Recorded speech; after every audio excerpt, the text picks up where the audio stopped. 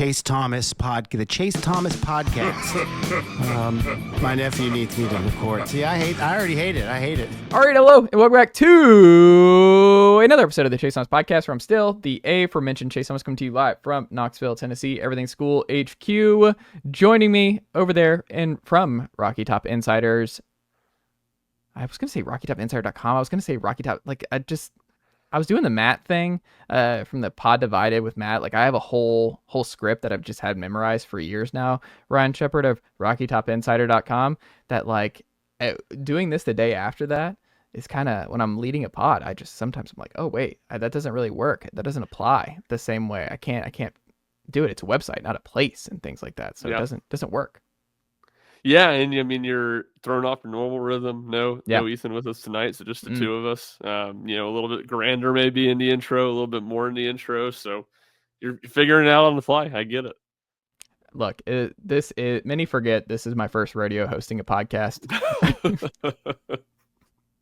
I should do a count of how many I've actually done in my life. It's a preposterous amount to this point. Like, it is a preposterous amount, and just turned 34 on Friday. So we're, I don't know. Where do you come down on this? I was talking to Sylvia about this last week of is 34 mid 30s or is 34 early 30s? Yeah, I think it's mid. Of course, Ryan going negative here, out of the gate. I mean, I'm not going to hate on you. Put me in the coffin. Early, if you spin it early.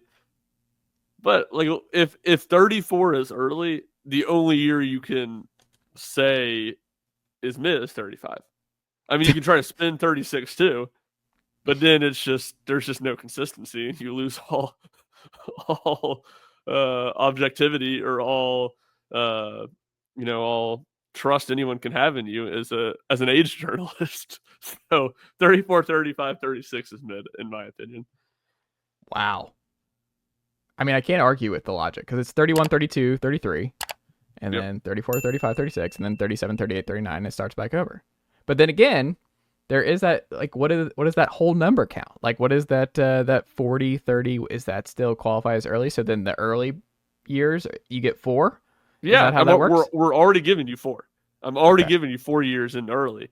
I just think it was greedy to try to grab a fifth. That's true. It's kind of it's a good segue into the transfer portal era of college athletics, where we just keep giving you years, like the Auburn wing, where it's just all right, it's year 7. Hunter Dickinson, it's year 9. All right, let's turn the page. It's time to move forward. Yeah, no, it's actually a phenomenal segue. Today has been the ultimate day of college basketball players who do not have eligibility left entering the transfer portal, just in case the 5th year gets passed. Shout out Brandon Huntley-Hatfield back into portal for a third time with no eligibility. 4 teams in 4 years? No, he played 2 years at Louisville, so 3 and 4. Here's the fun Brandon Huntley-Hatfield stat. He won more games in his freshman year at Tennessee than he won the next 3 years in his college career combined. That's crazy. Yeah. I mean, he played Louisville those 2 years. I think them or DePaul, probably the 2 worst Power 5 teams, Power 6 teams, I guess, at that time. And then NC State. I mean, they weren't that bad this year, but they were pretty bad. Their coach got fired a year after making the Final Four, so they were obviously pretty bad. It just doesn't seem like a fun way to go about it, because I think he was a multi-high school transfer, right? Yes. So it's just when you transfer that many times over your younger, that doesn't seem fun. That just seems like a bummer to me. I can't speak for him, but I just, on the outside looking at that and moving that many times and just changing, I don't know. None of that seems appealing, regardless of the money aspect. I don't know. It just seems, I don't know. It doesn't seem enjoyable to me. Yeah, no, it doesn't. It is usually a pretty relatively good sign, and I'm not going to say tried and true, as I'm sure we'll get later into Duke Miles visiting Tennessee, and he's in the portal after having played at 3 schools. But typically when I see a guy that's played on a lot of schools, I'm in basketball, I'm this isn't a Tennessee. You're doing the Tobias Funke. It never works for those people, but it might work for us. They somehow delude themselves into thinking it might. No, the 5th school is going to be the one. It's okay that we're the 5th school. This is the one where it works. The light bulb comes on here. That's the ultimate Joe Milton experience. Yeah. It doesn't work. It's never worked for anybody else, but it might work for us. He threw an orange 100 yards. I don't know if you saw that. Many do forget Ryan Schumpert. But before we get into Tennessee football, we have to start with the happiest news, and really the only happy program right now. I think of the big three, the Tennessee men's basketball program right now, landing Nate Ament days ago here. Sunday? When I'm saying days ago, it was actually Sunday. It feels like forever ago because Tennessee added another quarterback in the portal, and all kinds of other stuff has happened since even Nate Ament committed on Sunday. 5-star, number 4 overall player. When you consider all of Barnes's past 5 stars, though, when you look at Keon Johnson, Jaden Springer, Brandon Huntley Hatfield, Julian Phillips, when you look at all of them over the course of Rick Barnes' tenure, how does he compare? Is he for sure the most exciting prospect that Barnes has landed to this point at Tennessee? And should fans look at this as the Kevin Durant comparisons are going to come out, and we're not saying that's what he's going to be in the NBA, but in terms of expectations of he is a difference maker, like a Cooper Flagg type 1-year guy where he could be the number 1 overall pick next year if he has the kind of season that he seems to be capable of. Is that fair to throw out? Before Nate Ament has played a single minute for Tennessee hoops. I don't think quite that level. At least is fair. I feel like this is a great, just a classic you moment here, Chase, where you're starting the Kevin Durant thing and you're like, it's not fair to compare his NBA career. Well, Kevin Durant averaged 26 points per game and 7 rebounds in his lone season at Texas. So I don't think it's fair to compare Nate Ament to what Kevin Durant did from a production standpoint. To the original question, yes, I think he's the most exciting. I think he's somewhere between a Kevin Durant and Cooper Flagg, somewhere between those type of guys and a Kennedy Chandler guy. And I think Kennedy Chandler is the only one that I would say is even close to, in my opinion, coming in of excitement around him, where I think his ceiling is definitely higher than what Kennedy Chandler did in his year at Tennessee. And I don't have the numbers in front of me, but I would just roughly based off what I think they are, I would bet on him having better numbers. But I do think you're going to see it's not going to be like Cooper Flagg, where from November he's one of the 5 best players in college basketball. I don't think that's the case. Same thing would have been with Kevin Durant. I think it's going to be more like Kennedy Chandler, where you'll see him grow. You'll see him get better over the course of the season. And you hope, like Kennedy Chandler, by February he's playing his best basketball. And obviously that would lift Tennessee. So I think it is the most exciting. I think with a lot of those guys, and I think it's just the misconception in general that all 5 stars are really studs right away. That's just not the case. In a really good year, there's 5 to 8 of these 5 stars are legit all first team, all conference, or even second team, all conference caliber players. That typically isn't how it works. But I think Ament is one of those guys. I think he has that capability, and I'll just say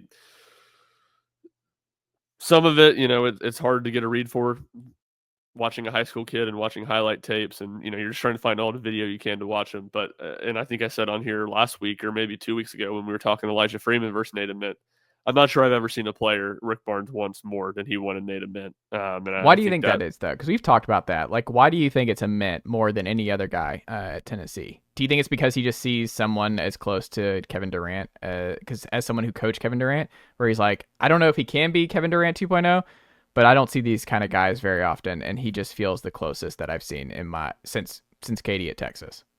Yeah, I think some of that's probably completely true. And to that point, in the Kevin Durant comparison, it's I don't want to compare productivity, but when you're assessing how does he fit at Tennessee, you kind of have to go back and look to see how Barnes used Kevin Durant, because his skill set is so unique. At 6'9", that can shoot the ball really well, plays on the perimeter, handles the ball. He's never had anyone like that at Tennessee. So I think that's a part of it. And then one thing somebody told me yesterday, that this is something that, just doesn't show up in any of these highlight tapes, is they said that Nate Ament, one of the best traits he has is his motor is incredibly good. He plays extremely hard on both ends of the court. It seems like he never gets tired. He makes the right play. And from everything I've heard, he's a really good kid too. That Rick really likes as a person. I think some of that kind of gets lost in what was that was not my natural instinct going into into this because of how crazy his recruitment was. But I think that's more, agent and people trying to drive up the costs and stuff like that. But from what I heard, he's a guy that plays extremely hard, has an incredible motor, is a smart basketball player and a really good kid. And I think you combine that with some of the Kevin Durant freakish type attributes when you talk about his size and length and style of play. That would kind of be my answer as to why Rick Barnes wanted him so badly. Is he a 3 or a 4? Because I've seen some people are like, well, if he's probably going to start at 4. And I'm like, I don't think so. Barnes is going to start him at the 3, right? Like it's going to be. Yes. Yeah. It's like they don't need 2 more starters out of the portal. I think they just need 1 more starter out of the portal at this point, right? Agree. Yeah, he's a 3. He'll be stunned if he's not Tennessee starting 3 or small forward next year when the season starts. I think it's important to get him to give you a little versatility in how you play. He's, he can play some small ball 4. So, that's an option. It's not like he's not going to play any at 4, but 3 is where he'll start at and play the majority of his minutes. What do you think is his highest upside trait? Could you get a read on that from Barnes and the high school tape, or what do you think it is? Is it defense? Is it shooting? Is it playmaking? What is the number one high ceiling trait of Nate Ament? Yeah, it's a good question, and one I honestly haven't gotten a very good feel for. I would lean towards somewhere in between the shooting and the playmaking. I think he is a good shooter. I don't know how good of a shooter. What will he shoot from 3-point range? And I think his ability to create his own shot, just Tennessee, besides don't connect, they don't play in a bunch of isolation situations. And I think you'll see them do that more of a bit because he can get to the mid range. He can get into paint and shoot, fading away from the basket or just rising up and shooting, and it's really hard to block his shot. So I think it's somewhere in between there. Defensively, his wingspan is only 6'11", which is a funny thing to say. So it's not like he's got a freak wingspan where I'm like, all right, he's just going to be incredible at blocking shots, incredible in passing lanes, good doing all those things, but not to where I think all right, that's going to be his best trait. And then I think the one question mark I'd have with him is just physically. I'm a pretty skinny guy. The Mike Wilson, Ben McKee, they like to make fun of me for being overly skinny, make jokes and stuff like that. I'm 6 foot. Whoa! I know my bald brethren are not making fun of other people on this, giving you a hard time about being skinny. Ben and Mike going at you for being skinny? Yeah. Unbelievable. And I'll just leave it. Some of these jokes not very appropriate for the podcast either. But all that to say, I'm 6 foot, 175 pounds. Nate Ament is listed at 6'9", I think 188 pounds. So he is as skinny as can be. And I think, they'll add weight to him. They'll add strength over the summer. But I think how he holds up physically, defensively inside and on the glass would be the biggest question I have for him when you talk about transitioning from high school to the SEC. I like it, and we'll see. We've talked ad nauseum about Rodney Rice. It just feels all right, we've seen all we could see. Let's see what he takes here. I mean, the USC visit, the rumored money, there's the Villanova aspect. There's just a lot of moving parts there, and it just feels like we've said all we can say. We really hope he lands here. Freeman obviously goes to Auburn, but that made sense with a minute in the boat here because he just probably wasn't going to start at the 2. That didn't seem like a possibility for him. And then you mentioned Duke here, the Oklahoma kid, Duke Miles. Is he a viable alternative as a 1-year guy to Rodney Rice? I mean, how big of a drop off would it be to go from Rice to Duke there? Yeah, I mean, it's a drop off for sure. I think to me, the way I kind of look at it almost is with Rodney Rice, and we'll say in both cases, Tennessee gets a capable extra shooting guard as a backup, not a stud or anything, not a guy that was as good as Jordan Gainey last year, but a guy that can play some minutes and shoot off the bench. I think with Rodney Rice, Tennessee has a top 5 roster, top 5 type team, and a team that you feel really good about of having a chance to make the Final Four. That's kind of what you're eyeing all season. Is can this team when they get to March make the Final Four? I think with a Duke Miles, it's more all right. This is a top 10 team for sure. This is a team that would not be surprising at all if they spend some time in the top 5 over the course of the season. But it's again, all right, they should make it to the second weekend of the tournament, make the second weekend of the tournament, and see what happens. Like, they're not a team that's like, yeah, talent-wise, they should make the Final Four. This is Tennessee's most talented team ever. But I think he would be a good get. He was a third scoring option on an SEC team that made the NCAA tournament last year. I don't even think he would be that at Tennessee, but he shot the ball well.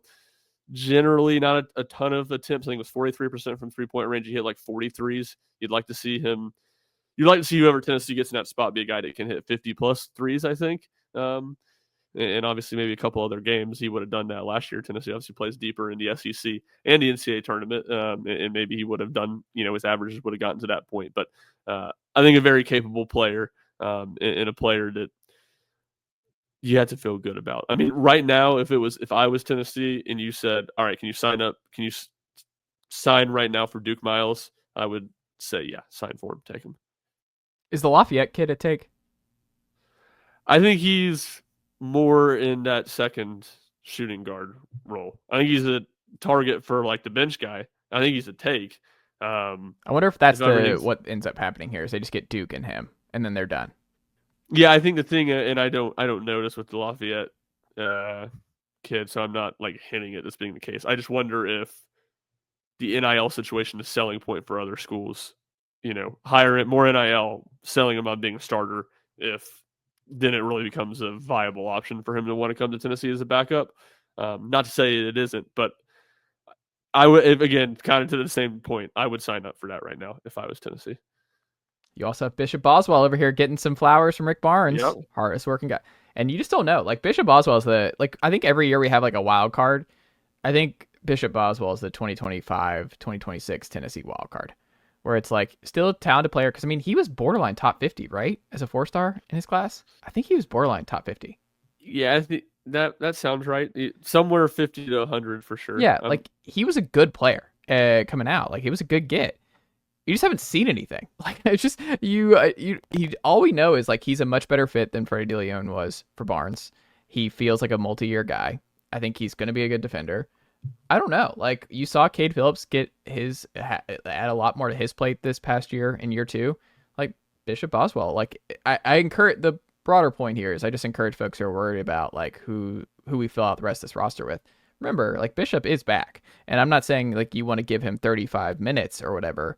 But like Bishop Boswell expanding his role and being a player that Rick Barnes and this team can count on more and give them good minutes next year is absolutely in the cards. So it's like, even if you only get one, like even if you only get Duke Miles or you still get Rodney or whatever, like, and you don't get another guy, it's like, I think you still might be okay with Bishop Boswell there. Like, I think there's still a lot unknown, and it just seems like he's a hard worker and someone Barnes is going to like and trust in the system. So I don't know. I'd buy some Bishop stock right now this offseason. It would not surprise me if he has a bump in his role next year and is someone that we all seeing the praises of on this podcast of like, man, Bishop Boswell just gave Tennessee another good 18 minutes here. This particular game was like a +4, and I could see it. Yeah, I could too. I think that's like not out of the realm of a possibility. Number 73, 24/7 composite is what he ended up being. I think the thing, though, is just like the shooting. I'm not really sold on the shooting with Bishop. But have you seen him shoot? Has he looked at the basket this year? Yeah, well, we get to watch practice, so I have seen him shoot a good bit in practice. So because of that, which the shooting doesn't mean he can't play. Shooting does not mean he can't. I still agree with everything you just said. I just think when you look at Tennessee's roster makeup and the fact that they're going to be playing a lot of two big lineups, they need another guy that can shoot. They need a guard off the bench that can come in and hit shots and space the floor. Which, again, that doesn't mean Bishop won't play, won't have a role, couldn't have a breakout season. But I just still think that's a need that they have to address. I think, to me, I don't necessarily, I don't think it's a bad take. Bishop, like the X Factor breakout guy. To me, it's JP. Obviously, you're way more all in on JP than I am. So I'm hearing to me, it's JP time. from the injury stuff, like, because obviously the offensive skill and the ceiling is there. How much of that can materialize in his third season after, really missing so much time with the foot injury. Like, I'm putting it out there. Rick Barnes, longtime fan of this very program, he knows that, like, hey, if you're going to have to let JP learn on the fly, you're going to have to let him go through some defensive lumps here to get to where JP needs to ultimately go here. But yeah, no, JP, like, they unleash JP. Oh, that's a sign. Unleash JP. They just write themselves. It's just easy. When you're a fan, you're a believer in a guy. Like, just, it is. It's just That's simple. what sidebar. That's what midweek baseball games have turned into for like Sylvia, Jack, Eric, and myself. Is just like trying to come up with things like Loy Boys or Binky Believers. It's just trying to come up with like simple catchphrases for players. Is what half of midweek baseball games have turned into for us.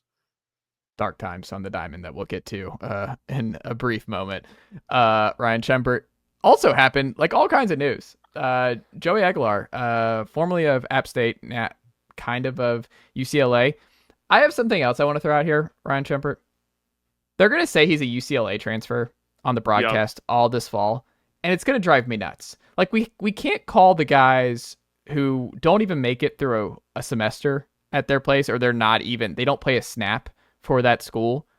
That's not where you transferred from. You took a semester abroad. Like, you took a break. Because they're going to say it, and it's going to drive me nuts. It's very silly that it's going to drive me nuts, but I don't know if you're the same with broadcasts where you hear a different guy and you're like, well, he didn't actually play there. Like, he left in the second portion of the whatever. It doesn't matter. It's semantics. But it now looks like a trade, our first ever college football trade with Nico and now Madden tonight, also going to UCLA over there with Tino Sinceri and Sean Foster and company. But you bring in Joey Aguilar. I think people are assuming he's QB1. One of the things I thought was so interesting here is, like, immediately I wanted to see what the temperature was for Vol fans and, like, how they reacted to it. It's two completely different takes, Ryan, from what I've seen in the message boards. It's either, oh my God, it's the worst thing that's happened, and that Tennessee is in for a 6-6 year, and this is rough. And the other one is like, it's going to be Merc anyway, or we're going to be fine. Like, it's going to be Merc or we're going to be fine is the back and forth of, like, it's just depth. And what did you expect? There's a lot of fans who I think they deserve credit for being like, what did you expect? The situation that they're in. Like, this is a spring portal window. They only have a couple months to get ready and learn a new scheme. And a lot of these guys are sitting starters in good spots. Like, Luke Altmaier's had a great spot. Like, Illinois could be a playoff team this year. Sawyer Robertson is in a position to have a great final year at Baylor. Josh Hoover had a good year at TCU. He's in a great position to have another good year at TCU. They could be a CFP dark horse team in the Big 12. Like, it all makes sense why all those guys ended up staying at their respective schools and that Tennessee was in a bad spot. But we also, the thing I come back to here, whether it's Joey Aguilar, whether it's Jake Merklinger, whether it's George McIntyre this fall, I think you and I can agree that Tennessee has won 19 games in the last 2 years with below average quarterback play. Like, that has been basically the prevailing point here with Tennessee's offense the last 2 years is that, yes, from the second half of the Alabama game on, Nico was better. He was, I would say, good, better to good from that game on. But remember, this offense was shut out in the first half for a month straight. Like, that happened this past year. Joe Milton in the Texas A&M game 2 years ago at home was one of the roughest offensive showings we've seen inside Neyland Stadium in a long time. That team still won 8 games. Like, that team still won 8 games. The schedule is still great for Tennessee. I don't think Nico is the deciding factor of whether or not they were going to win one of at Florida, at Alabama, or Georgia at home. They weren't going to be favored in any of those games. They're going to be hard. Heupel has that. Like, Tennessee has had a lot of quarterbacks not win in Gainesville over the last 25 years. Tennessee has had a lot of quarterbacks not beat Alabama. Tennessee has had a lot of quarterbacks not beat Georgia this century. If you look at the Georgia this century numbers, like, it's bad. Like, in terms of how much Georgia has dominated this series since the I mean, turn it's of the century. sneakily just in the current state, it's getting to, it's what, close to double digit. It will be Yes. 10. Nah, it'll be 9. It's at 8 right now. Is that right? Yeah. Yeah. So, I mean, it's sneakily getting up to those numbers that Florida, not quite Alabama, but sneakily getting up to numbers that Florida was before Tennessee finally won in 16. And I understand the overreaction either way. I understand the frustration because this is just like not the situation that anybody wants to find themselves in, because theoretically Nico could have made the leap. That is still very much a possibility this year in year 3 in the system. Like that could have happened. And the ceiling was absolutely higher with Nico potentially. However, Nico also could have just never gotten better. Like Joe Milton was in the system for 3 years and it just never fully clicked into a Heisman type great year. Because remember, that was the buzz in that final year of like, Joe's back. He's going to replace Hendon. He has the great. That was not the buzz. There was so much optimism like that. He was a dark horse Heisman guy. Like that was a big part of the offseason. Like he had a great bowl game. He was awesome in that bowl game. And I think he went into the offseason and Tennessee went into the offseason like, this is going to be great. This high-powered offense is going to keep rolling. This is some revisionist history. I don't know. I've never been a revisionist history guy. We sat on this podcast all summer 2023 and talked about how it was not a sure thing. Hold on, not me. I'm not talking about that. I'm talking about national and other pundits. I'm not talking about on this very program. I can't control what other people say around the program. I can only speak to what's been said on this very program, Ryan Schumpert. And I think you are correct that we were pumping the brakes where it's like, I don't know. There was some of what you're saying. I don't think there was a much Heisman chatter. I don't think that. There was a lot of love for the bowl game, and there was optimism. Similar to Nico, where Nico had a great bowl game, and you feel good. I think there was more of it of Nico. Oh, for sure. Milton going into 23. That being said, the bowl games don't mean anything. We got to stop taking anything away from these bowl games. That's really what the lesson here is, that the bowl games should be kind of like the spring games. Tennessee fans aren't allowed to watch them because it just changes perception. I think people just were over dramatic. Joe made like 4 good throws, and they went 3 and out 8 times. Yes. Nico threw for 130 yards in that but game. He ran all over the place, and you're like, whoa. He ran for like 35 yards. It felt like 75. It was 35 that was going on 75, and you know that, Ryan.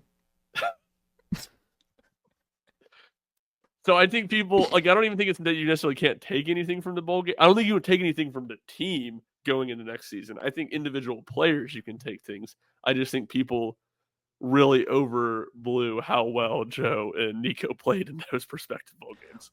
But the broader point is, Tennessee has not had good quarterback play consistently since 2022. And they've won 19 games. They were just in the college football playoff last year. I still think they're going to have a top 10 to top 15 defense in the sport again. I think this offense, like the schedule, like I said, is nice.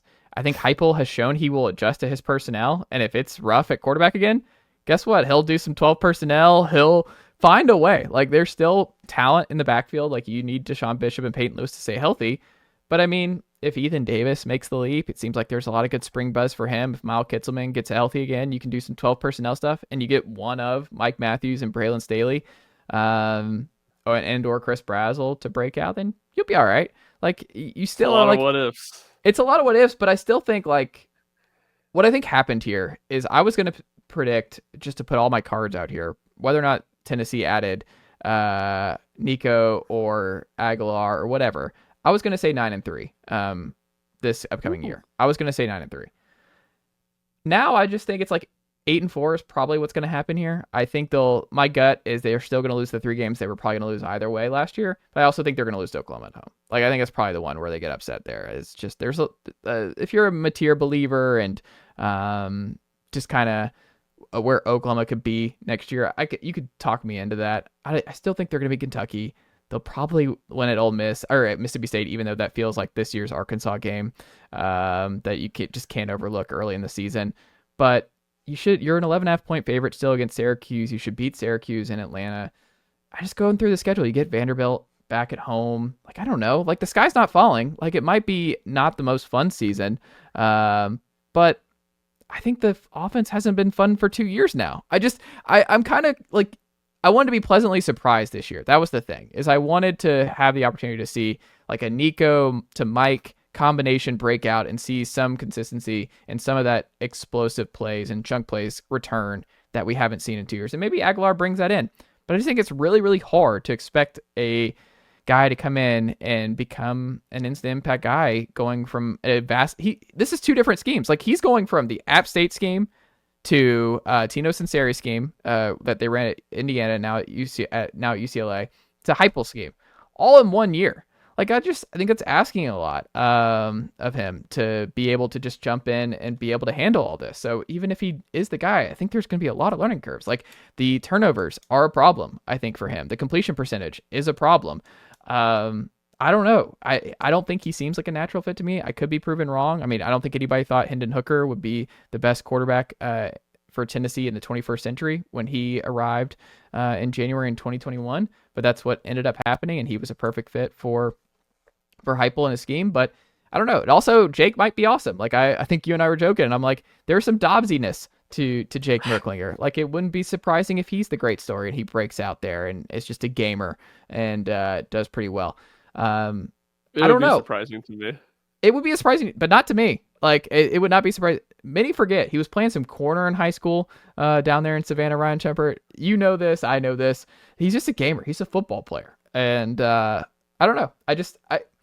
You're at least not going into the season with 2 scholarship quarterbacks, but I don't know. What do you make of? I'm just glad it's done. Can I say I'm just glad this is over because this was exhausting.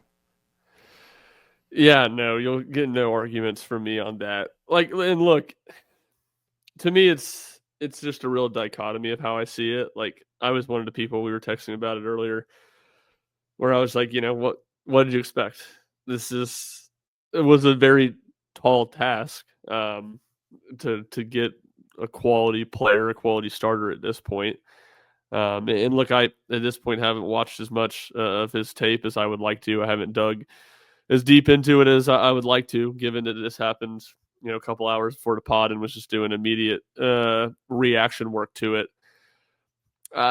To me, the big X factor with him, I just don't know what to make of the 2 seasons at App State being so drastically different. Like he was really good in 23, and in 24, mid, maybe below mid in the Sun Belt, probably mid in the Sun Belt. And there's just nothing like to point to, like out of quick looking at. Maybe he was dealing with an injury, but same offense coordinator, top 4 receivers from 23 returned in 24, starting tight end returned. The PFF pass block grades were better in 24 than they were in 23 for App State. So there's really not anything just to point to for why that is. And I think at this point, that's what I'm most intrigued by or most curious about. And maybe by the time we're on here next week or next time, at least we're talking about it, I'll have a little bit better feel or just more information. It won't be so immediate. When it goes to Tennessee as a whole, like, yeah, I kind of go back and forth. I think a lot of what you said is right. They've won 19 games, as you said, the last 2 years with pretty suspect offense, pretty average quarterback play. And the schedule's not that hard again. So, they could win some games. I tend to think 8 wins is probably where I would land. I think closer to 7 than 9, though, in my opinion. I agree with that. Yeah.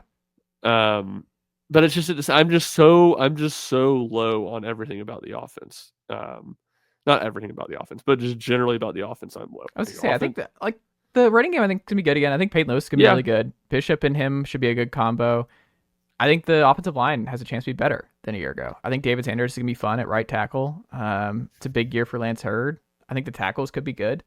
I think and that is a big part of this, right? Like if Hurd and Sanders are great at the tackle spot, like that's a huge thing for for quarterback play. Like I just think that's. To me, that's asking Hurd and Sanders to be great is a unrealistic ask. It's 2 5-stars. Like it's 2 guys who are are extremely talented. Like it would not be the biggest surprise. Lance Hurd was bad last year. Right. It's not great that Larry Johnson's gone too. Like you have less depth there. Like that's a quiet one that kind of hurts in the portal.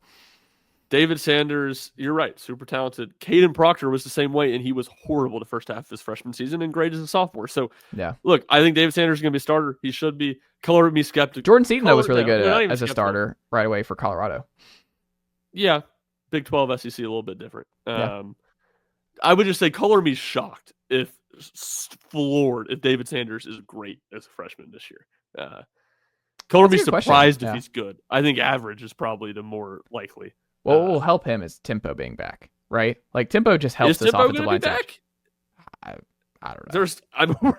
They're about to start a quarterback who's got 4 months to learn the offense. If anything, I'd point to tempo being worse.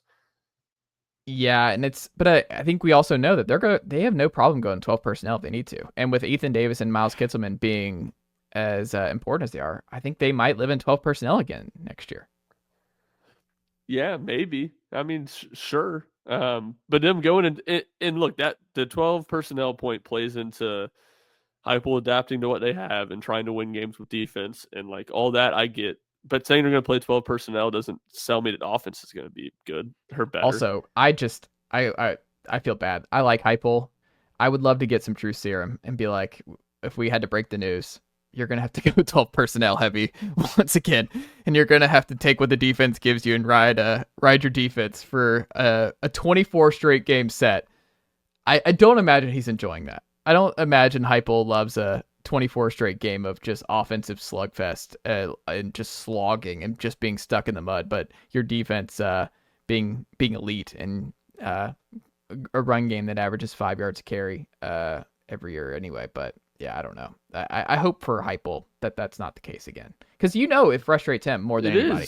Like, this has to drive him crazy. I don't see a world where it's not.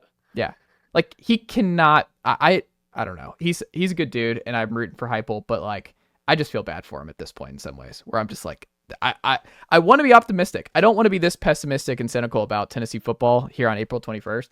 But I think you and I are on the same page. Like, they weren't winning the title next year anyway. Like, I don't think this was a team that was making a deep CFP run. But I also just think it just might be a really uninspiring 8-4. And you're just like, flush it and move on and see where you're at going into 26. But man, we were joking where I'm like, I wonder how much emotional investment from fans is like, Nate Ament's here and basketball might be really loaded up. If they can close the door, if they can land Rodney Rice and their starting 5 next year is Gillespie, Rice, Ament, Carey, and Felix Akpara, like that's a Final Four, like national title. Like that's just, oof. Like that's where the buzz will be. It's just that kind of, because you also have that where you're like back-to-back Elite Eights, and it just feels like Tennessee basketball is where Tennessee baseball was right before they finally broke through and won a national title last year, where you just keep banging on the door and you're right there and you're reloading to a point where I think there's a lot of crossover between Barnes and Vitello. Like it seems like their pants are on fire, where they're just like, we're not taking any year for granted and we're just doing whatever it takes to close and build the best year roster we can have this particular year and hope this is the year that we break through. And it eventually worked for Vitello, and I think the case is strong for Barnes. I feel bad for Heupel and the situation that they're in, because I don't know. I wish I was more optimistic about what this offense is going to look like next year. But if Jake pans out, and Jake, who I hope it does pan out, is the guy, then maybe they mess around and win 9 games or 8 games. I don't know, but it feels more like 8-4 and 7-5 right now. Yeah, no, I agree, and like I don't think 8-4 is the end of the world by any means. No. Look, I think we're on the same page with a lot of this football stuff. Like, I think 8-4 is probably, would be a good year this year. I think they can get back to going 10-2. I would just say, at the moment, my belief in Heupel being a guy that wins a national championship has never been lower. Like, I just don't think. I think he's in over his head a little bit with the roster management stuff. I think they need a G. We talked about it after the season ended. I want to see structural changes to Tennessee's staff in the way Heupel does things to feel like this program can get to the next level under him. Maybe it happens. I don't know, but I'm rooting for him. I think he's a good guy. I think he's a good coach. He's certainly, the floor is way, way higher.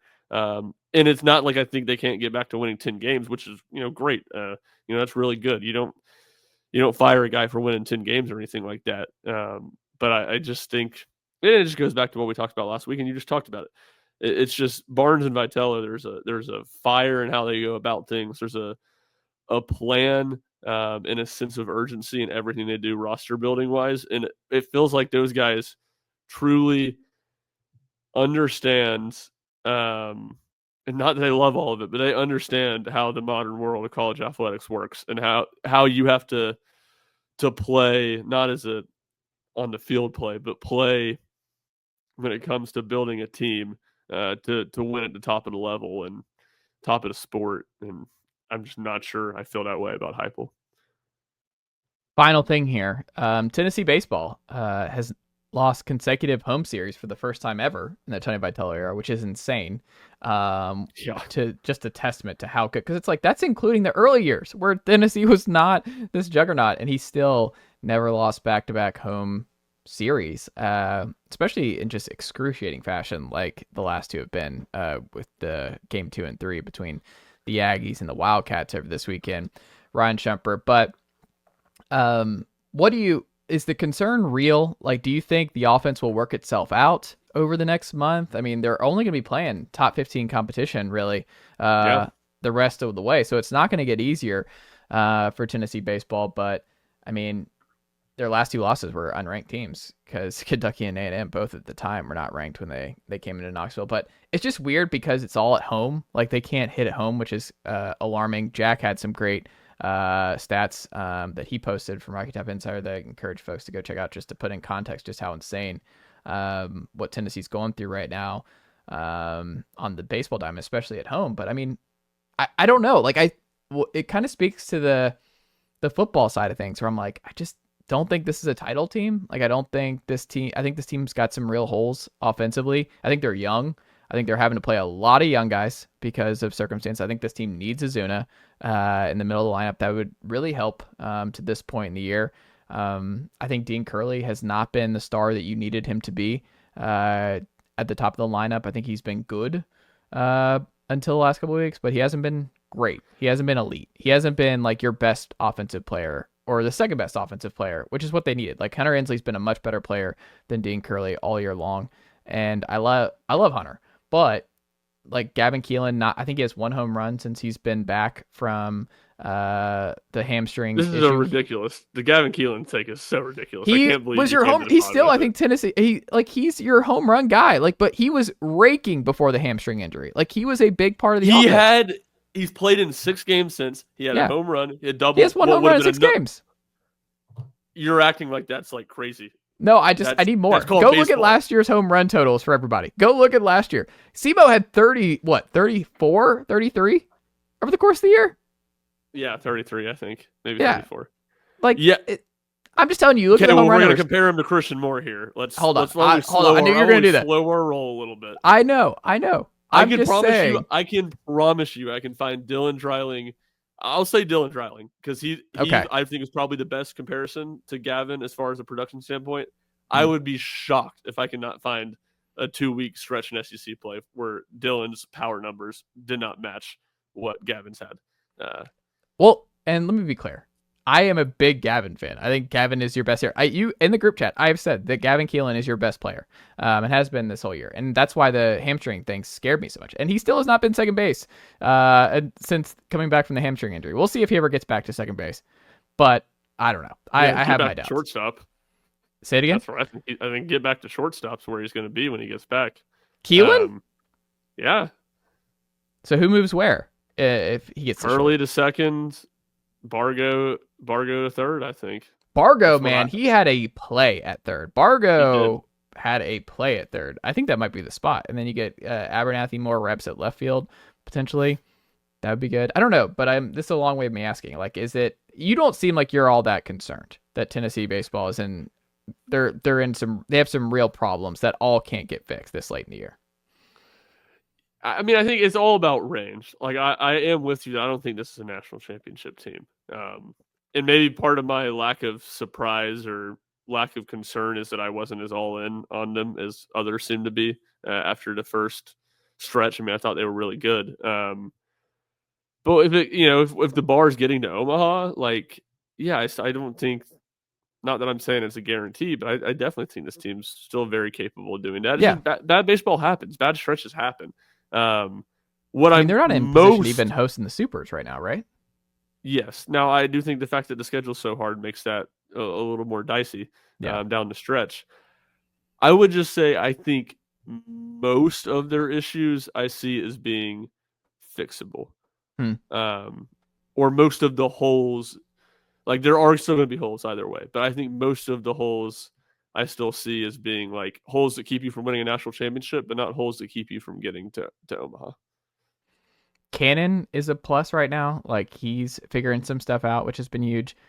I think the weird stuff I was showing you where I'm like, Liam Doyle's stats are crazy because if you look at Marcus Phillips and Liam Doyle next to each other, there's a lot of similarities between their stats. And I think a lot of fans have been getting onto Marcus, but it's like, he had no run support. It didn't matter what Marcus pitched on Saturday. Tennessee wasn't winning that game no matter what, based on what the offense did and what Kentucky's starter. It was a very weird outing. Yeah. And the stealing is just part of the deal with Frank Anderson, right? Like, it's part of, like, guys run on Tennessee. Like, I just, like, the best Tennessee team of all time, they got ran on all season long. It was just like, so I don't really care that much about that part of it. I'm just glad Cannon's hitting. Like, Cannon home runs on both sides of the plate a little bit. I don't know. I'm holding out hope he's kind of turning the corner there a little bit. Yeah, I guess he wasn't in there full starter on Saturday, but I don't think he reached base in like 6 at bats the next 2 days. In Marcus, I just go back and forth on it. It's such a peculiar situation. Generally speaking, with stolen bases, I'm with you. Like, it's the cost of doing business. They're top 5 in ERA every year.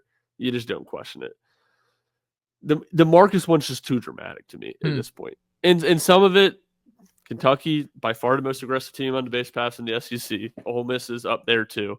So the guys he's played the last 2 weeks, but man, 7 and 8 stolen bases, like, that's just too much. That's too much. It's too big of a problem. In Stone, there was a one that Stone had a shot on, and it's the one he dropped actually and didn't even get the throw off. That's just so bad. Like, that's just, to me, that's too big to be a problem.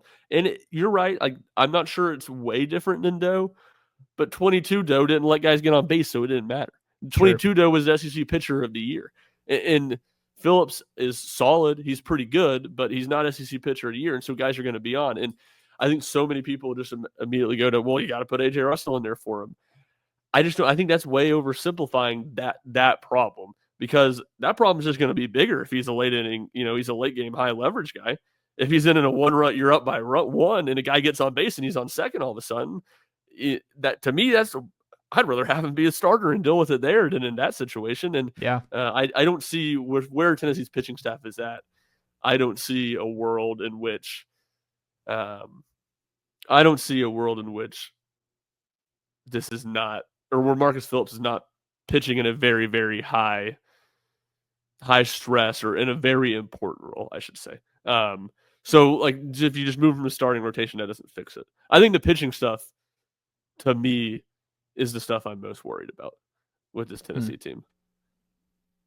Maybe the defense compounding with it, because I just don't think they're going to be great on defense. I think they'll be better than what they've been, but just typically their infield defense has not been great under Tony, at least the last couple of years. And so I think that combination of the defense compounding with the pitching is where I'm most concerned. Do you know where they're at home run rate versus last year to this point? Do you know how big of a gap it is? I don't. I mean, I'm assuming. Does it feel like a pretty big gap? Yeah, no, it definitely does. Right? I think that's a big part of it with me. Or I'm just like, it just feels like this offense, because they don't get on, like, they can't small ball their way to a lot of wins. And I just feel like they need the power. Like, they need multiple guys who just rake. And Andrew Fisher's raked all year, but, like, they need multiple guys. And that's, like, the weird part about this young core they have is Levi was that guy, and then the SEC pitching happened, and we just haven't seen Levi. And they're he's still going to be a great player at Tennessee going forward.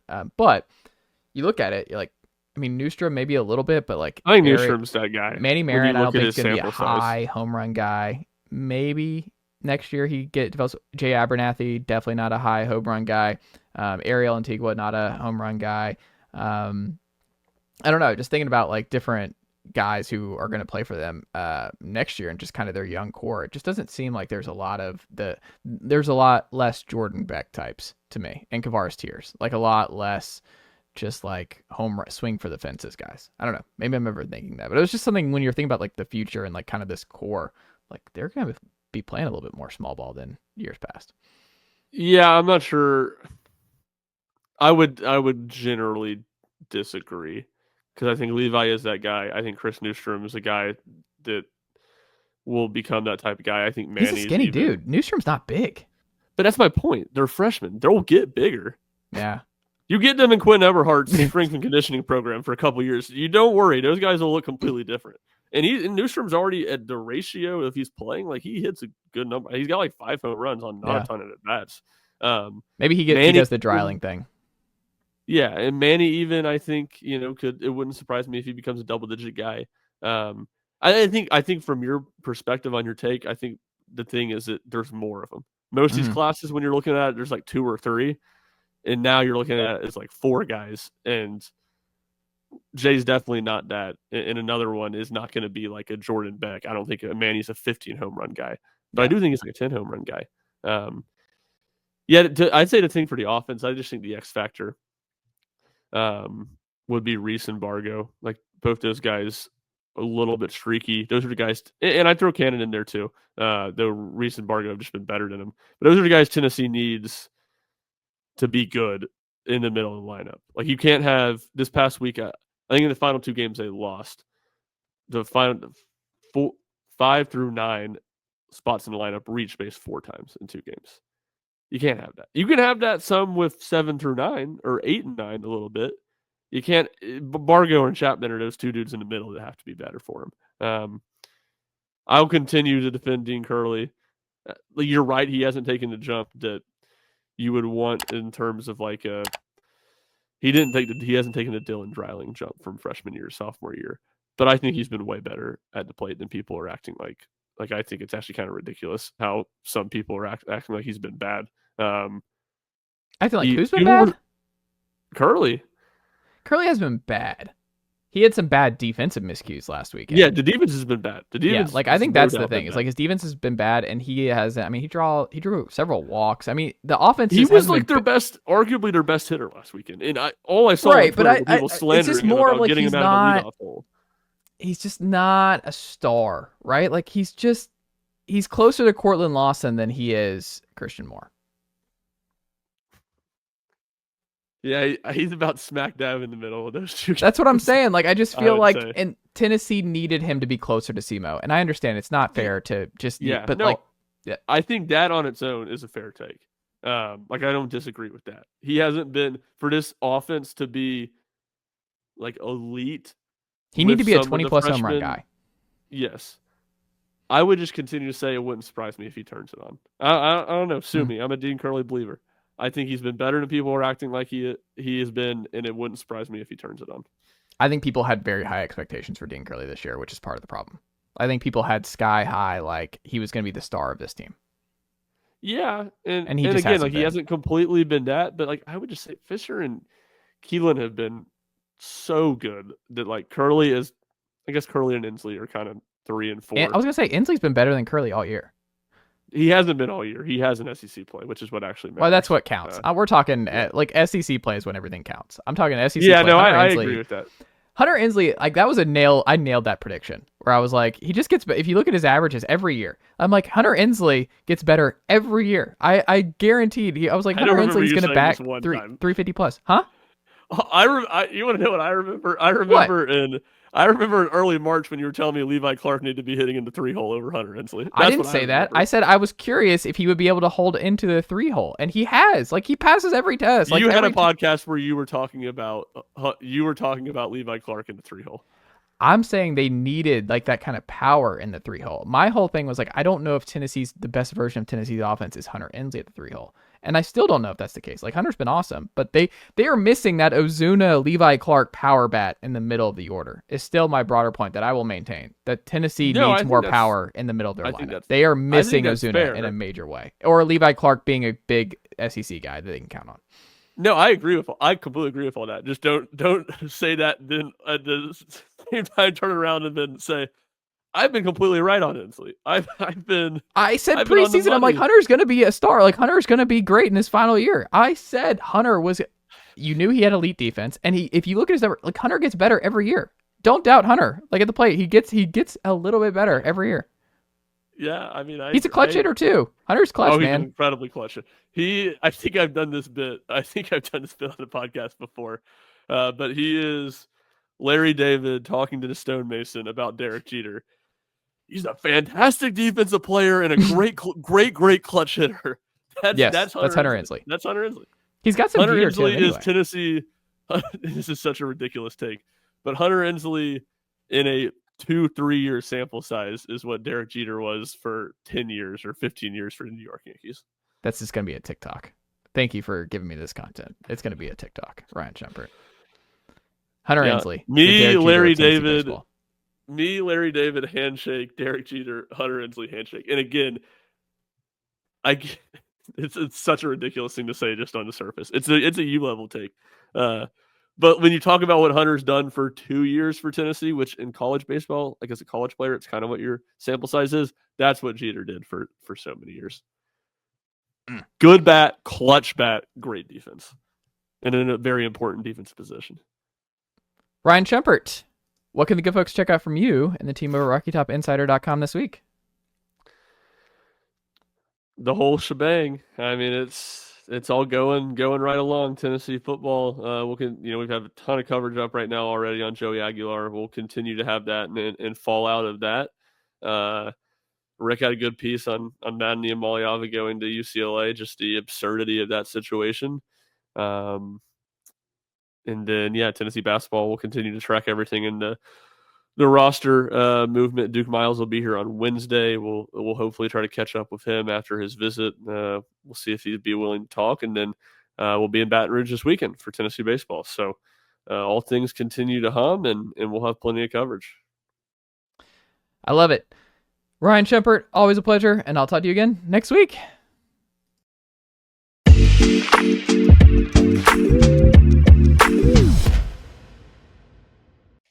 All right, we're back here on the Chase Thomas podcast with old friend Stay Hot, a sports podcast own. Theo Ash is back, the birder himself.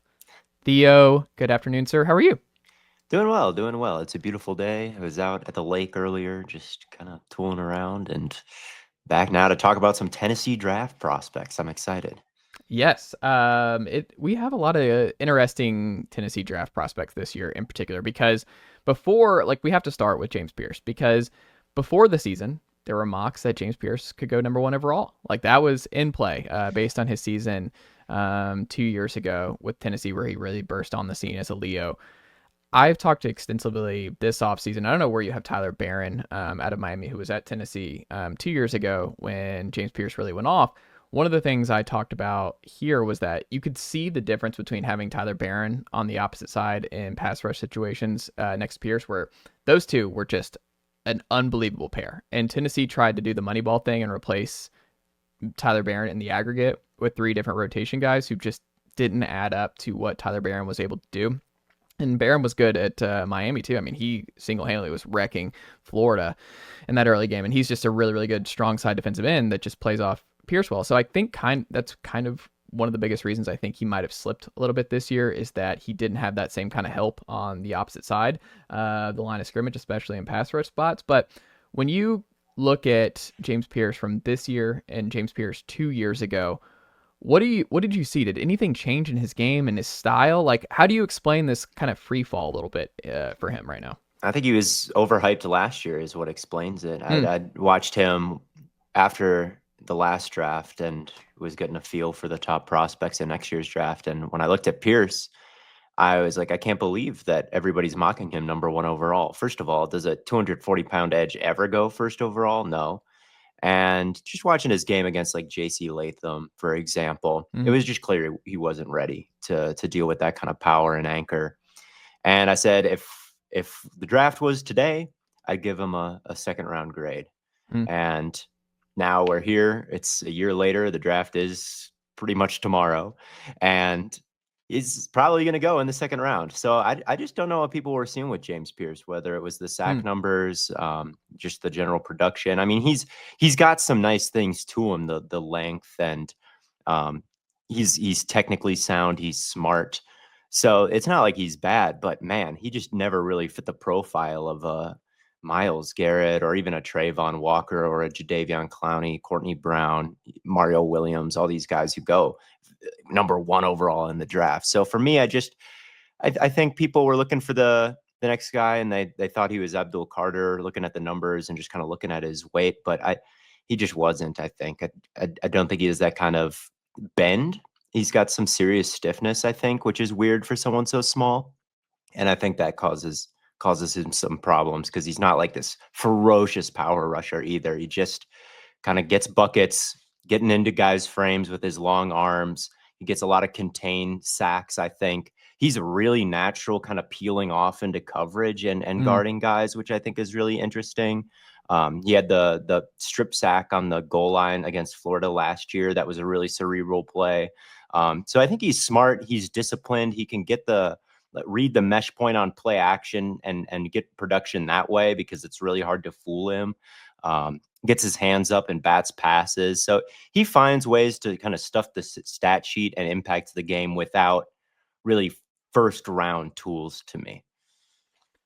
When you look at the end of the first round, because I mean, I've seen the Eagles thrown out, and that feels like that would be, I personally would love to see something like that, him go to the Eagles and just build off that SEC defensive line with all the Georgia players and everything else, where it just feels like he wouldn't be it's a situation where it's a good team where he would not be expected to go in and just be a 3-down guy and put up big sack numbers out of the gate. Like, there was some Falcon stuff, and I just can't. I love James Pearce, but I don't want to be frustrated with Pearce living up to the hype. If the Falcons were to like take a reach on him just because they need someone to get 7 or more sacks, which they have not been able to do in like 5 years, which is crazy. The longest drought in NFL history of not having a pass rusher get 7 or more sacks in a season, which is just crazy town. But I look at it and I'm like, okay, well, where is the best fit in the back end of the first round or the early part of the second? When you look at the teams who will be in that range, is it the Eagles or is it maybe the Ravens potentially? Like, is there a best spot you think for James Pearce that gives him the best chance of long-term success in the NFL? Probably the Eagles, just because they're the best franchise and the Super Bowl winner, and I think they've got pass rush up the interior with Jalen Carter and Ojamo, and now is going to be stepping into the role that Milton Williams left. And with that interior pass rush, it might be easier for Pearce to kind of play the roles that he's comfortable. He can stunt and loop inside. You've got Nolan Smith on the other side really coming into his own as well. So he'd be entering a really good unit, I think, that could use his skills pretty well. Although with Fangio, it is always a kind of a 4-man rush with him. And it's the linebackers and safeties just consistently going into coverage. And one of the really interesting things about Pearce is how you could potentially deploy him as like a sim pressure piece, drop both rushing or dropping kind of with equal adeptness. So from that perspective, Baltimore would be a good fit, I think. The Falcons maybe in the second round would be a good fit. I agree that it's too high for number one, for a number 1 pick, but Raheem Morris could maybe do some interesting things, building a pass rush kind of around him or leveraging him and then dropping him and wasting a slide or something like that. Because he's kind of like Leonard Floyd, right? Like that's who they just signed this offseason. I feel like there's some comps there to what Leonard Floyd's been like in the NFL level for him. Yeah. I don't know who to comp James Pearce to because it just feels like he's a 240-pounder without this like motorcycle bend, which is what I feel like Floyd has as kind of a prototypical undersized rusher. Like Pearce is undersized, but I just don't know like if he's got the undersized benefits necessarily. So I have absolutely no idea who to comp him to. I have absolutely no idea. He's one of the weirdest prospects that I've ever seen. Interesting.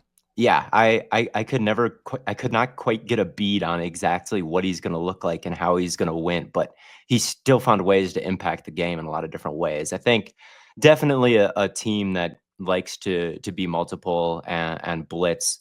I wouldn't want him in like a San Francisco type scheme where it's just 4 people, wide 9s going after it maybe over and over and over again. I think he can do a little bit more than that. So yeah, Falcons, Raheem Morris, maybe a team like Arizona with Jonathan Gannon. He's got a really interesting scheme where he'll be rushing 3 more than anybody else, and he'll be bringing guys in from the second level and dropping other guys. Like there's no one quite doing it like him. So maybe that would be a good fit again, round 2, in my opinion, where you get kind of this weird skill set player with a coach doing stuff that no other NFL guy is doing right now. So maybe I'll say the Cardinals. Well, and it's interesting too, because like Pearce did not blitz at all Tennessee, I should say, did not blitz much. They were sending 4 throughout the year, and that was like kind of the problem against Georgia, where Carson Beck dropped back to pass 40 times and wasn't touched. So Tennessee thought they could get home with 4 because they were able to do it for the majority of the year, but in big games like Ohio State, Georgia, and a couple others, they couldn't get home with 4. So I do I do think it's interesting because like it was not a blitz heavy scheme that Pearce was feasting in. It's a like, hey, kind of conservative, like we'll let you get some yards, but once you get in the red zone, like you're not scoring. Like we're gonna make you kick field goals, and we're like Tennessee was top 10 in scoring defense last year, and they've always been a good TFL team, good in sacks as a team. But yeah, Pearce came from a kind of a traditional kind of lineup situation with Banks and kind of what Rodney Garner, one of the best defensive line coaches in college football for years. Like it's kind of standard. And one of his position coaches, the assistant defensive line coach, Robert Ayers, he was obviously a defensive lineman in the NFL for a while too. So a lot of NFL track record there. And I don't know. I like you said, he's kind of a unicorn in a lot of ways, but it does feel like where he gets drafted is going to be, it matters a lot more to guys like Pearce than other guys, right? Yeah, 100%, 100%. A guy like Mike Green, for example, he's got the bend that you're looking for.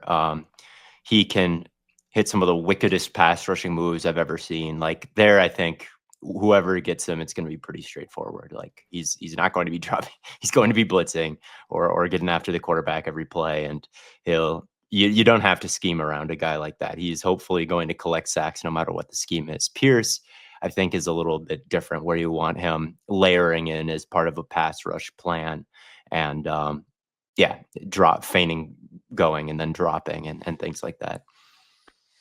On the running back front, Dylan Sampson had an unbelievable season, having to carry the load for Tennessee in the second half a lot. I think Mina Kimes is a big Dylan Sampson fan. Dylan Sampson is just one of those.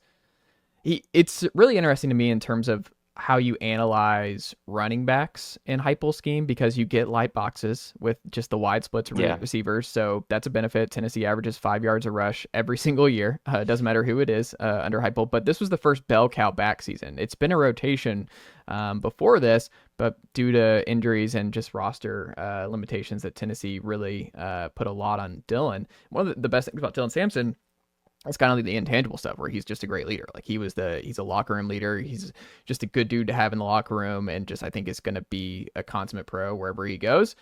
And I think that matters in a lot of areas. But I do kind of wonder, because this is kind of a divisive thing I think among Vol fans, but I look at Jalen Wright last year as more of the prototypical Heupel back, where he's averaging 7.5 yards per carry. Like that breakaway he had when he got to the second level against Georgia, where he has a level of speed that he went to Miami and I'm like, oh, perfect. Like I still hold out hope that he figures how to carve out a role with the Dolphins, but it's like they're so speed based that it's like with Waddle and everybody else, like, oh, Jalen Wright makes so much sense for them. That's good. Sampson's the opposite. Like I've seen some people, like Sampson doesn't really have that second gear. Sampson's more of a every down back Najee Harris type to me.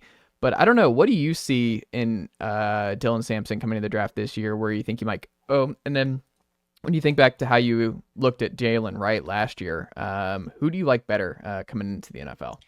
I think I like Sampson more, honestly. I just think Sampson has so many intangibles, like you said. Like I didn't know about him off the field, the kind of leader he is, but you can tell that he's like that based on how he plays. Like he knows his game, he plays his game, and he just always does the right thing. Like I think his vision is incredible. He trusts his speed, even though it's not crazy. He isn't going to be trying to put a move on the safety or chop his feet when he doesn't have to. It's like, look, I'm in the open field. There's somebody in front of me. I'm just going to hit the highest gear that I can and try to angle around them. And a lot of times that's what works. I remember watching an interview with Dalvin Cook, and he said that was the main thing he had to learn going into the league, was just trust your speed. You don't have to run somebody over or juke them out or ever pat your feet. Just put your foot in the ground and go. And I think Sampson really understands that to a high level. I think the game is really moving slow for him. He feels contact kind of hit him, and he kind of uses that and flows off of that in a unique way, I think, to help him break tackles, even though he's not the biggest, strongest, fastest running back. He can block. He can And he can hit a home run or two. Like he can kind of bend himself and kind of contort his body and gain speed kind of through a curve, which I kind of like, even though it's not at the open field, he can be tracked down. So the vision, the speed, just the nonchalantness that he has when he gets hit and the way he's able to kind of bounce off of it. I think there's a lot to like about Dylan Sampson. I don't think he's the highest ceiling back, despite what the numbers say, but he is, like you said, a pro, and I think his floor is extremely high. Is he a 3-down back at the next level or no? Probably not. Probably not. I don't think that he's probably a 4th round guy for me. I just don't know if he's quite got the workhorse body and a tackle breaking ability overall to be someone that you're feeding in the NFL like he did in college. But man, as a change of pace guy, I think he'll make you really happy when your NFL bell cow is out, when Josh Jacobs is out, and he would be in. I think the vision and I like that he's small too, a little bit. Like, I think people like that get lost kind of in all the blockers, and he kind of understands how he's small and can kind of set that up. So he's somebody that I think is going to be a valuable piece to a running back rotation. Not a 3-down bell cow. He's got some work done to him too. That just, it doesn't seem like, I don't know what, outside of being patient, like actually on the field, like it's just nothing that really jumps out of like, what's going to make this guy just be like in the NFL for 9 to 10 years, where you just keep looking at the end of the year of stats and you're like, oh, another good year for Dylan Sampson. Like he's just one of those guys where it's like, oh, he averaged 5.2 yards per carry again. And there he goes. He had 700 yards and it didn't feel like it throughout the year, but you're like, oh, he's just chugging along, Dylan Sampson. But I do kind of wonder about his workload, because I mean, his workload was crazy this year. So he's coming in with a lot of carries coming off this year. So I hope he's not an every down guy. I hope he is in a rotation. Yeah, I think he will be. He just doesn't have the size you'd expect for somebody with all of those carries. And I do think the wear and tear coming out of college is something that everybody kind of sank their teeth into and ran with recently. And I don't think it matters as much as some would say, like Genty getting all these carries. Like, it doesn't really bother me. If you got all those carries, you probably got them for a reason. Yeah. And that's the most important thing, honestly. So I'm not too concerned about like wear and tear on his body or workload, but I just think talent wise, there's very few like workhorse 3-down backs in the league anymore, regardless. And I just don't think Sampson's going to be one of those elite few, but that doesn't mean he's not good. Dante Thornton, do you think he has similar struggles to Jalen Hyatt once he gets to the NFL here? Or do you think he's a little bit different because he's more of an outside guy? Jalen was really good in the slot, obviously, at Tennessee, Blitnikoff winner. But Dante started in the slot 2 years ago, moved outside this year, led the SEC in yards per catch. He struggled to stay on the field and get a healthy number of snaps. But when he was on the field, he was a gigantic difference maker for Tennessee. Like, where are you at with Dante and the past Tennessee receivers here? I'm sorry that I don't know much about. That there's more defensive guys I can talk about, but I didn't watch so much. Well, I am curious where he ultimately ends up. I guess how we can spin this though, even if you didn't watch a lot of Dante, Jalen Hyatt, like to this point, are you surprised he hasn't broken out with the Giants, or like, do you remember kind of what you thought coming into the NFL and like what's gone on there? Yeah, I wasn't surprised that he hasn't really worked out with the Giants based on his workload at Tennessee. It's just there's a lot of stuff in college that just doesn't translate, I think. There's a lot of, you've got some speed, and some of these college DBs, that's all you need. Like, they just can't keep up with you. And when you're not running a huge route tree and it's just kind of getting open vertical over and over and over again, that does feel a little bit fake to me as a translation to the league. Like, if you're going to be an X receiver, you got to be able to really sink your hips and run a dig, hinge, decelerate, and run a comeback with enough speed that you've got space between the defensive back closing on you, and you can pick up yards after the catch. You've got to understand like the blitzes at the line of scrimmage and how those like affect the coverage and pull guys in certain directions, and where you can kind of settle down in every single soft spot versus every single zone. And with him, there was just like, it did feel like he was a one-trick pony in this offense, and it didn't surprise me that when you've only got one trick, defenses take that away because they've got all the same size and speed that you do, and all of a sudden it's a little bit harder for you to make it work because you've got to learn essentially a whole new role. It's almost a different sport. And on top of that, I didn't think he was that great, like attacking the football. Like his hands weren't unbelievable or anything like that. So yeah, with him, it didn't surprise me. It didn't surprise me. Have you watched Omar Norman-Lott at all? Yeah. Okay. I've watched a lot of him. Does he feel like to you, does he have a path of being the best Tennessee player drafted? 100%. Okay. 100%. I think he does. He impresses me more than Pearce does, I think, because he's got bend. Like he's a D tackle, but man, the amount of times where you see him turn a really tight corner, literally dive, like arms out, looking crazy, looking like a wild animal, like diving to wrap guys up and snare them. He's got these kind of long, like elastic arms that are always kind of waving around like an inflatable guy outside a car dealership, and they've got so much power in them, and he just kind of whips them around and guys go flying. Like the NC State game, I was watching him and I was trying to keep track of like who was beating who and like what the food chain is up front really. And like he's beating the left guard, he's beating the center, he's beating the right guard, like big time. Like every single time he's on the field, it's like a decisive win in his favor because these guys can't deal with the length of his arms. His explosive first step off the ball is like major into the backfield. Then he's like throwing you around and bending. Like, man, he is a ton of fun.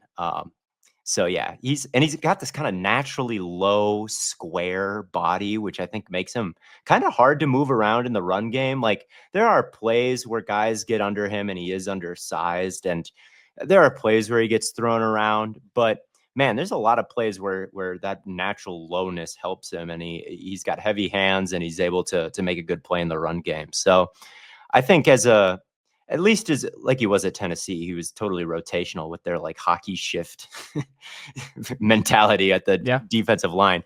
I would have liked him to be out there more.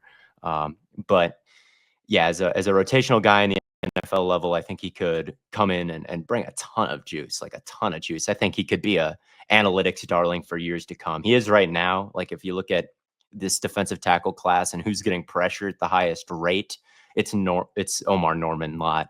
And I think I could see him being a similar kind of Moneyball pick at the NFL level, where it's like, look, this guy doesn't have the body you typically see for a dominant defensive tackle. Like maybe you can't keep him on the field all the time because of the run games, but for a few snaps every game, like he's going to bring a ton of juice and have a sky high pressure rate. Like I think he's built like that. He's really, really enticing to me. Is that like Grady Jarrett for you? Just kind of where you just people overthought Grady Jarrett out of Clemson, and then he's just a 10+ year pro. We're like, oh yeah, he figured it out. Like he's just a good football player, and it's like maybe net. And I understand both sides, where it's like sometimes the measurables are the measurables. Like with tackles, arm length, like it just is what it is. Like sure, there are some unicorns, and I think the Raven center, what is his name? Where he's kind of a unicorn. Yeah, and it's like, yeah, you can take a chance. Like he might work out, but that doesn't mean that's the standard. Like those are, there's a reason that those guys, generally speaking, don't work out. Doesn't mean that's always gonna be the case, but there will always be outliers. Omar Norman-Lott just feels like a lot of people are gonna overthink him. Where like you said, you watch the tape and watch he was the most consistently impactful pass rusher for Tennessee this past year. Yeah. And like you said, they rotate a lot, so that helps things and also kind of clouds things, but he was so important for Tennessee on third downs and in passing situations that, all this attention was on Pearce, but Omar Norman-Lott was unblockable in a lot of big games. Like there's so many players on Tennessee's defensive line that are like pro draft prospects. Like 20 is a pro draft prospect, 21, 10, 27. Like all of these guys are going to be drafted most likely, or they're going to be at a training camp. Norman-Lott's at a completely different level than any of them, like completely different with the explosiveness and the disruption. Final one here for you. And this is not about the current Tennessee draft prospects. This is just something that I'm curious about now that it's been a couple years and Joe Milton and Hendon Hooker are both in the league. When you think about what they showcase at Tennessee, and at this point, in their prospective careers, where Hendon's backing up Goff in Detroit, Joe now being traded to be QB2 in Dallas, where he might be thrown to action because Dak can't stay healthy. And that could it could be the Joe Milton show with sooner rather than later in Dallas. Two great dudes for Tennessee, but I don't know. I think it's one of those Tennessee could really use one of these guys to work out at the NFL level to give some juice to, hey, this translates. And just because we run this kind of scheme at Tennessee doesn't mean you're not going to be able to make it all work at the NFL level. But when you look at those two, who do you think has the better chance of getting some starts and finding their way to start? Or is it just the answer is neither, probably turn into long-term starters? Like, is there a Geno Smith, basically, is what I'm saying, between these two? I think it's Milton probably who has a better chance, but I'm a real sucker for the athleticism. But man, he showed out in that one game against, what was it, the Bills? Like he kind of came in out of nowhere and was really hitting some tough throws, like on the move, out of structure. I just think in the NFL, the pockets are always so tight. There's just very few plays like the ones I think Hendon Hooker got at Tennessee, where you can just kind of stand there somewhat unbothered and like very robotically kind of get through your reads, like, and throw and be able to finish your throw and just have it look all clean. I think it's better to prioritize the guys who, even when the right guard is kind of getting bull rushed back into them, or even when they kind of got to jump up and rise up in a tight pocket and make a throw in structure that way. Like, those are the guys I think can really be special. And I think Milton at least has the athleticism to do that. Hooker, we haven't seen him. So, that's one of the other things. But like with him, I just don't know if he has just the creative juice and the athleticism to make somebody else right. Like if the guard loses, can you kind of be your own pass protection by making somebody miss or shifting in the pocket? I just don't think of him as that guy. He can run.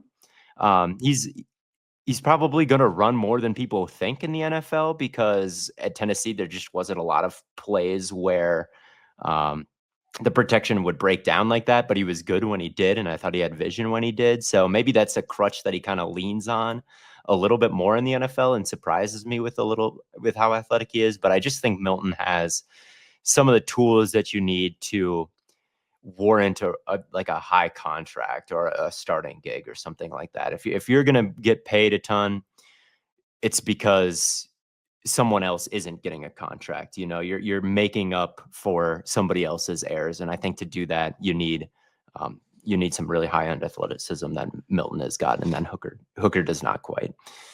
I always thought like best case scenario for Hooker was Kirk Cousins at the NFL level. And he's in the scheme in Detroit where he could maybe do something like that. Which is why it made sense when they drafted him. It's like Goff is not like, he's not the guy who's making everybody better. And he kind of ran a similar scheme at Cal. Like Goff was a Cal Sonny Dykes guy way back when. So it's like he was running that Texas wide split stuff at Cal. So it just, I don't know. It's still a TBD, but they're both just super easy to root for. But I do kind of wonder if who gets a shot and who has more of a sticking power. But like you said, like Milton's physical tools, I think, are going to keep giving him shots, and it might work out. It's kind of like the Anthony Richardson thing. You keep taking shots and see, like, because those kind of things you just can't teach. Like, those are the kind of things, like, a lot of coaches are like, I can do something with this. Like, I can fix this. But the things that Hooker is good at is like, well, all right. Like if we're in a pinch, I know he can do X, Y, and Z. He's like the Jacoby Brissett type, where it's like he's just gonna stay in the league for a long time because he's a great teammate, great leader. Will know the playbook. Will not throw picks. Like that's the other thing. Is like Hooker doesn't throw interceptions. Like Hooker, like we talked about the robotic thing. It's like Hooker just makes great decisions. Like that. Like part of it is like he's not going to throw into traffic that where something's not there. He knows his limitations, I think, as a passer, and he knows what he can hit, what he can't.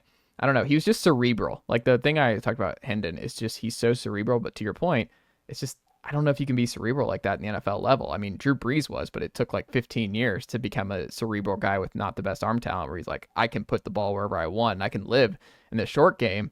But I feel like that's pretty hard to do to get to the point with the guys like Brees or even Cousins, the peak version of Cousins before the injuries and everything of like, I don't know. I hope that's possible, but we also just haven't seen it. So I don't know. Yeah, we haven't. And even when you become like as a pure pocket passer, I think there's a lot of athleticism involved that gets a little underrated, like the feel, the step up and slide, and to maneuver multiple points of pressure, right? Like Drew Brees was great at that. Tom Brady is insane. It was insane at that, right?